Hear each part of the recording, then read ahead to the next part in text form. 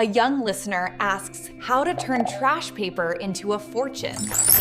Lily tells the listener to put the recorder away and look at the candy box. The candy box is empty. There is nothing inside.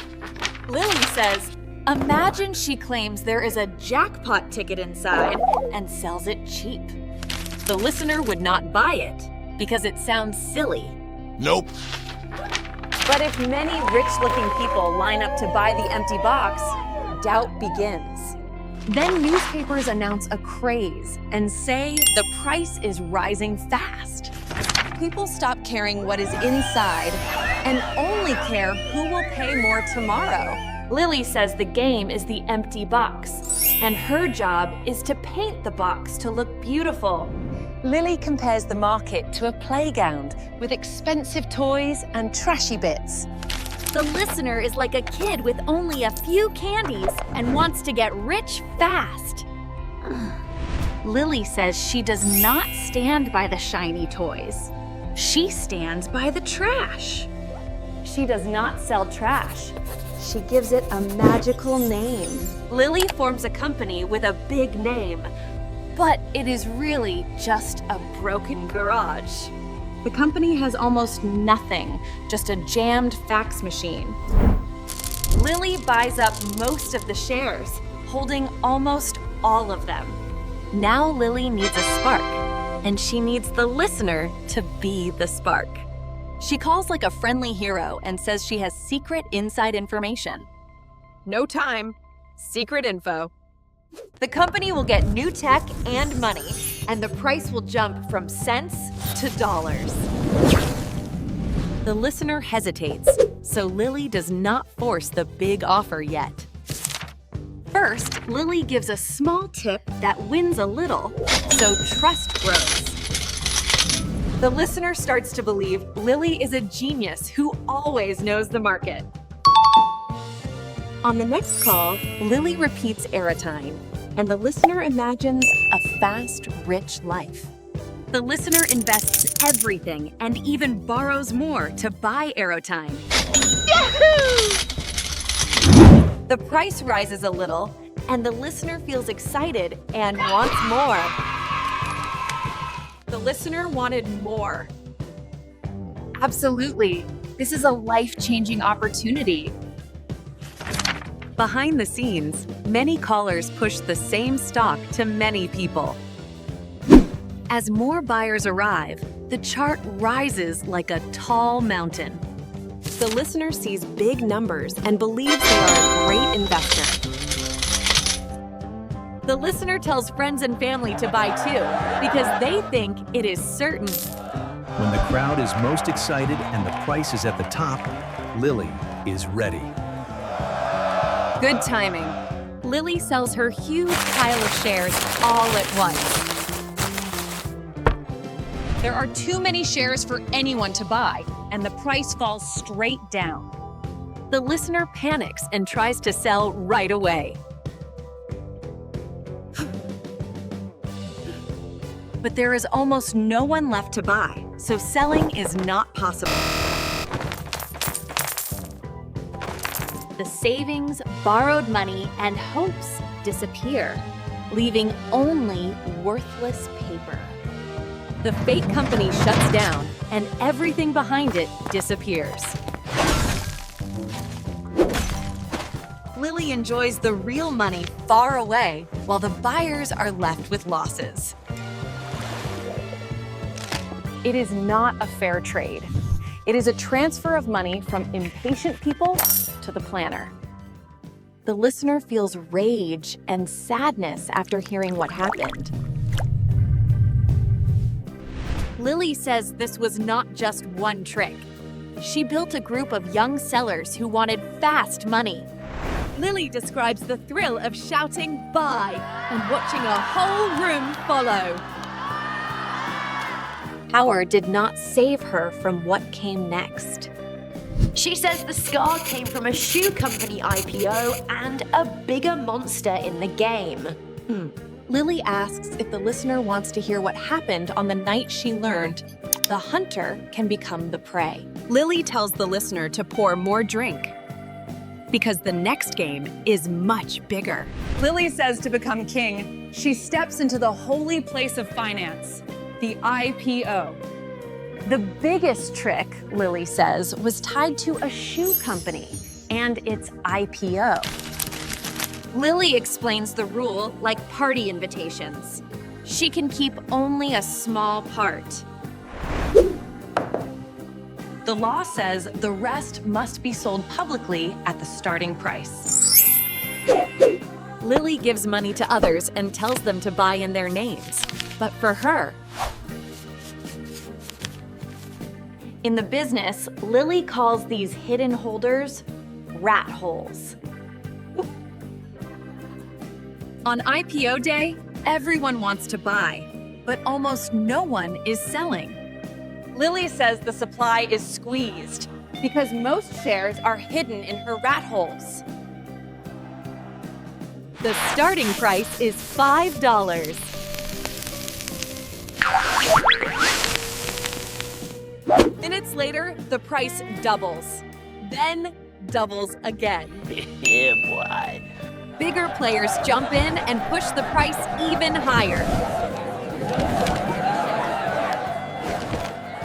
The hidden shares are dumped back onto the excited crowd. In a few hours, Lily says she makes $22 million in cash. Then a new problem appears. There is too much money sitting around.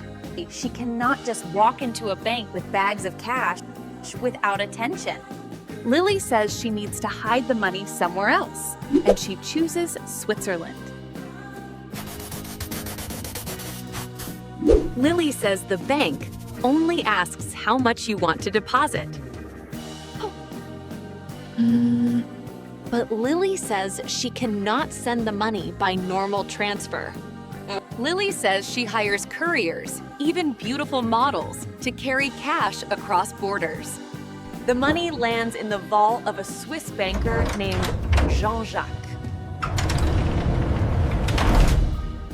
Lily says she feels like a god, looking down and believing nothing can touch her. Lily says she starts acting arrogant and reckless, like she is challenging the world. Lily says her arrogance wakes a real predator, quiet and patient. Lily introduces an FBI agent named Denham. Plain on the outside, but sharp. Lily says Denham does not rush. He watches and collects every small piece. Denham starts pressing the rat holes, threatening and persuading them to talk. Lily says the weakest link breaks first. Lily says the net tightens, and the next moment will change everything. The next day, Lily notices cars that were not there before. Lily says the watchers do not hide or rush. They simply wait. Lily calls her people together and tells them to stay calm. At the same time, Denham sits down with one of them alone. Denham shows two futures and lets the silence do the work. One by one, they choose themselves. Information starts flowing toward the same center. Lily gets a call and knows the wall is cracking. For the first time, Lily doubts her control.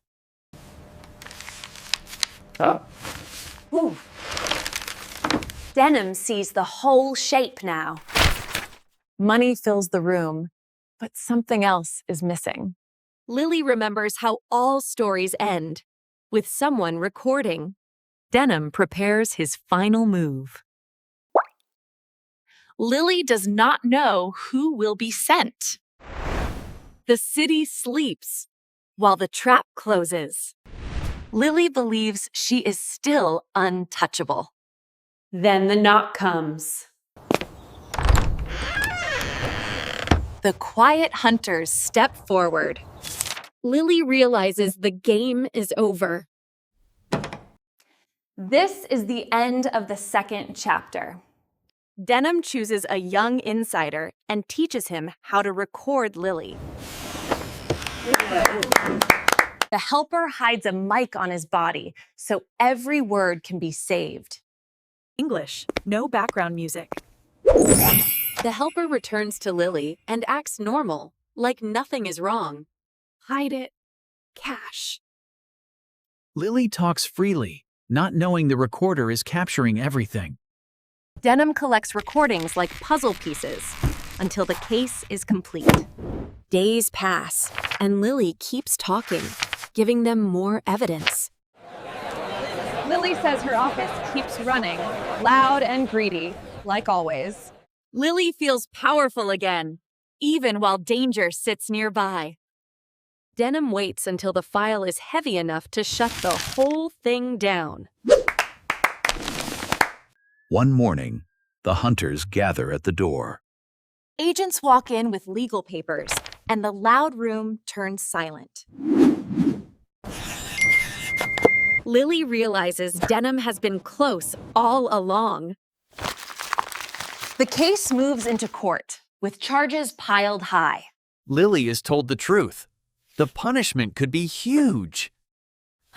Lily faces a choice: fight the case or cooperate to reduce the time.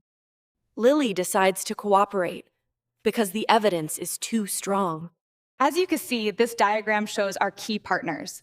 Sarah manages the deals here, and this is Mark, one of our main helpers for the calls. Lily finally understands who betrayed her. The time recorder becomes the most powerful weapon in the room. The court decides Lily must go to prison. Lily enters prison, where money and power do not work the same way. Lily loses the suit and becomes just another person in a uniform. In prison, Lily has time to think about what she did. Lily begins teaching what she knows best: how to sell and persuade. One day, the class focuses on a simple object: a pen. Buy this. A student tries to sell the pen with a simple line, but it does not work. Lily shows that selling starts by creating a real need for the pen. Time passes in prison, one day after another. One day, Lily leaves prison and returns to the outside world. The old empire is gone, and Lily is no longer famous in the same way. Lily decides to use her skill in a legal way, teaching sales. Lily now speaks to small groups, trying to rebuild her life. The audience is not impressed, and Lily must work for attention. Sell me this pen. All right, so you're looking for a pen, but not just any pen, right? You need something that makes a statement. Please fill out the form. You'll need a pen to write your name on the dotted line. Now the pen matters because the need is real. Lily shows she still knows how to sell, even after everything. The story went from an empty box to an empire to a fall and then to a restart. Lily returns to the listener and finishes the story face to face. On the table, Lily puts the empty box and the pen, showing what her world was built from. The listener stays silent, realizing the story is real and costly. Lily says her life changed, but the lesson came from simple things. Lily ends by giving the pen back, and the story ends without applause. The recorder stays off because the listener got the full truth. The story ends here. Chopper, Ori or Yopor. If you had this pen, would you sell it or keep it? Tell me in the comments, and don't forget to subscribe for the next story.